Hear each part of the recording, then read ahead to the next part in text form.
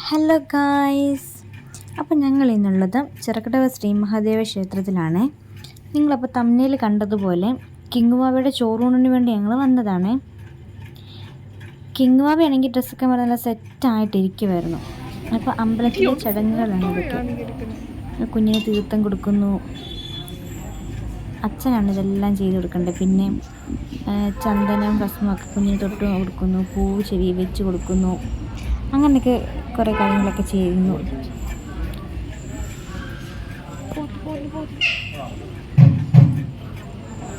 അത് ഞാനാട്ടോ വന്നതെല്ലാം വാങ്ങിച്ച് വെക്കുന്നത്. എന്നിട്ട് കുഞ്ഞിന് കൊടുക്കാനായിട്ടുള്ള ചോറ്, അതായത് ഉപ്പും നെയ്യും ചോറും പായസം കൂടെയാണ് കൊടുക്കുന്നത്. അപ്പം തിരുമേനി ഇങ്ങനെ പറഞ്ഞു കൊടുക്കുക എന്തൊക്കെയാണ് ചെയ്യേണ്ടതെന്നൊക്കെയുള്ള. ആ ഒരു സമയത്ത് നമ്മൾ അനുഭവിച്ച ആ ഒരു സന്തോഷവും സങ്കടം എല്ലാം കൂടെ കലർന്നൊരു അവസ്ഥയായിരുന്നത്. അന്നേരം കറക്റ്റ് സമയത്ത് അമ്പലത്തിൽ നല്ല ഒരു സൗണ്ടും എല്ലാം കൂടെ ആയപ്പോഴത്തേനും ഭയങ്കര ഒരു സന്തോഷവും സങ്കടവും എല്ലാം കൂടി ചേർന്നൊരു നിമിഷമായിരുന്നത്. ഒന്നും അറിയാതെയുള്ള ഇതാ കൊടുത്തപ്പോൾ ഇങ്ങനെ എന്തൊക്കെയോ കാണിക്കുന്നുണ്ടല്ലോ, ചവയ്ക്കുകയാണോ അങ്ങനെയൊക്കെ. അങ്ങനെ 3 പ്രാവശ്യം ഇങ്ങനെ കൊടുക്കാൻ പറഞ്ഞിട്ടുണ്ടാകും തിരുമേനി. അപ്പം അതുകൊണ്ട് ഇങ്ങനെ 3 പ്രാവശ്യമായിട്ടാണ് കുഞ്ഞിങ്ങനെ കൊടുക്കുന്നത്. അതുപോലെ തന്നെ അറ്റത്തൊരു പായസം വെച്ചിട്ടുണ്ടായിരുന്നു, അപ്പോൾ അതും 3 പ്രാവശ്യം എടുത്ത് കൊടുക്കുന്നുണ്ടായിരുന്നു.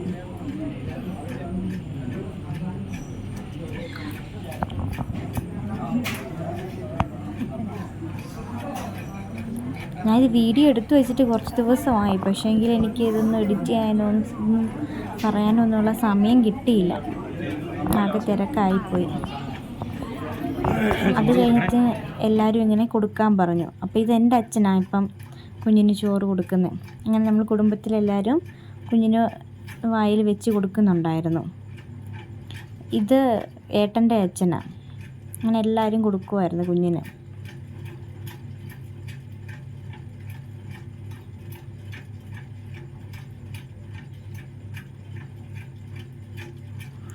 അതെൻ്റെ അച്ഛൻ്റെ അമ്മയാണ്.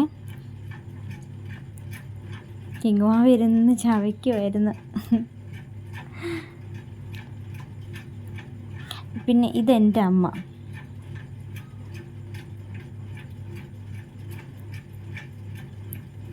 ഇത് ഏട്ടൻ്റെ അമ്മയാണ്. അന്ന് കയ്യിലുള്ള സാധനങ്ങൾ മൊത്തം ഉണ്ട് കയ്യിൽ. എല്ലാം അമ്മയുടെ കയ്യിലായിരുന്നു കൊടുത്തത് പിടിക്കാനൊക്കെ. അപ്പോൾ അമ്മയുടെ കയ്യിൽ ഒരു ലോഡ് സാധനം ഉണ്ടായിരുന്നു. ഇതെൻ്റെ ചേച്ചിയുടെ മൂത്ത കൊച്ച്. പിന്നെ ലാസ്റ്റ് ഞാനും കൂടെ കൊടുത്തിട്ട് ഇലയെടുത്തു.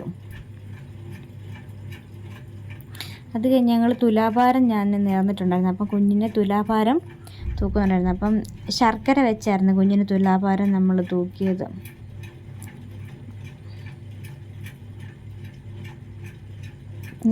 എനിക്ക് പേടിയായിരുന്നു കിങ്ങുവിനെ ഇങ്ങനെ കിടത്തിയപ്പോഴത്തേനും. പക്ഷെ അവൾ അരങ്ങാതെ അവിടെ കിടന്നു.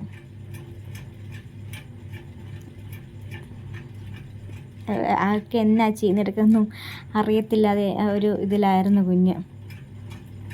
പിന്നെ നമ്മുടെ ഫാമിലി ഫുള്ളുണ്ടായിരുന്നു കേട്ടോ. എൻ്റെ വീട്ടിലെയും ഏട്ടൻ്റെ വീട്ടിലെ എല്ലാവരും തന്നെ ഉണ്ടായിരുന്നു. നമ്മുടെ ആൾക്കാർ മൊത്തം ഉണ്ടായിരുന്നു അവിടെ അമ്പലത്തിൽ.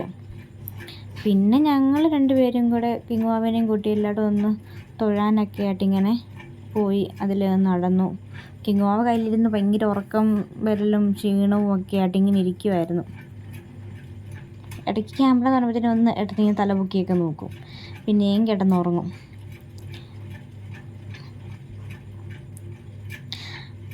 അത് കഴിഞ്ഞ് നേരെ ഞങ്ങൾ ഭക്ഷണം കഴിക്കാനായിട്ട് അക്ഷര റെസ്റ്റോറൻറ്റിലേക്കായിരുന്നു പോയത് കേട്ടോ.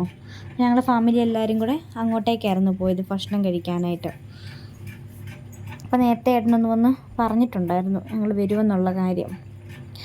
ഇവിടുത്തെ എല്ലാം നല്ല ഇതാണ് കേട്ടോ. എല്ലാം സിറ്റിംഗ് ആണെങ്കിലും ഇരിക്കാനൊക്കെ ആണെങ്കിലും ഒത്തിരി സ്പേസ് ഒക്കെ ഉണ്ട്. നമുക്ക് താഴെ തന്നെ അല്ലാതെ മേളിലും നമുക്ക് പോയി ഇരിക്കാനൊക്കെയുള്ള ഒരു സൗകര്യമൊക്കെ ഉണ്ടായിരുന്നു. ഒത്തിരി സ്ഥലമുണ്ട്, സ്പേസുണ്ട്. നല്ലൊരു റെസ്റ്റോറൻറ്റ് കേട്ടോ.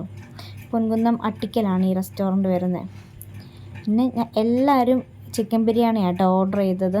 എല്ലാവർക്കും അത് മതിയെന്ന് പറഞ്ഞു. കാരണം ആ ഒരു സമയം ആയായിരുന്നു നമ്മൾ കഴിക്കാനായിട്ട് വന്നപ്പോഴത്തേനും. എല്ലാവരും അതാ കഴിച്ചത്. എല്ലാവർക്കും ഒത്തിരി ഇഷ്ടപ്പെട്ടായിരുന്നു ഫുഡൊക്കെ. അത് നമ്മുടെ നന്ദു, അനിക്കുട്ടി ക്യാമറ കണ്ടപ്പോഴത്തേനും ഭയങ്കര നാണമായിരുന്നു. നാണിച്ചങ്ങനെ ഇരിക്കുമായിരുന്നു. പിന്നെ എല്ലാവരും ഇന്ന് കഴിക്കും. പിന്നെ അച്ഛൻ്റെ അമ്മ ബിരിയാണി ഒന്നും കഴിക്കത്തില്ല, പിന്നെ ഒരു ചായ മാത്രമേ കുടിച്ചുള്ളായിരുന്നു. അങ്ങനെ പറയാതിരിക്കാൻ പറ്റുകയില്ല ഗൈസ്. നല്ല അടിപൊളി ഫുഡായിരുന്നു അവിടുത്തെ. നല്ല ടേസ്റ്റും നല്ല ഇതൊക്കെ ആയിരുന്നു. പക്ഷേങ്കിൽ എനിക്കെന്നല്ല, ഞങ്ങൾക്ക് ഫീൽ ചെയ്തൊരു കാര്യം എന്ന് വെച്ചാൽ ക്വാണ്ടിറ്റി തീരെ കുറവായിരുന്നു. നമുക്ക് ഒരാൾക്ക് ശരിക്കും കഴിക്കാൻ ഒരു ഹാഫ് ബിരിയാണി ഇല്ല, അങ്ങനെ വേണമെങ്കിൽ നമുക്ക് പറയാം. നമ്മൾ ഫുൾ ബിരിയാണി വാങ്ങിച്ചിട്ട്, പക്ഷേങ്കിൽ അത്രയേ ഉണ്ടായിരുന്നുള്ളൂ ബിരിയാണി ഇതിൽ. കേട്ടോണ്ട് ചോദിച്ചാൽ എങ്ങനെ ഉണ്ടെന്ന് ചോദിച്ചപ്പോഴത്തേനും സൂപ്പറാന്നൊക്കെ ഇങ്ങനെ പറയുന്നുണ്ട്. നമ്മൾ ഫാമിലി എല്ലാവരും ഇതായിരുന്നു. പിന്നെ നമ്മളെല്ലാവരും ഓരോ ഫ്രഷ് ലൈമൊക്കെ കുടിച്ചു അങ്ങനെ. എന്നിട്ട് എല്ലാവരും കൂടെ പിരിഞ്ഞു അവിടുന്ന്. അപ്പോൾ അത്രയേ ഉള്ളൂ. ബായ്.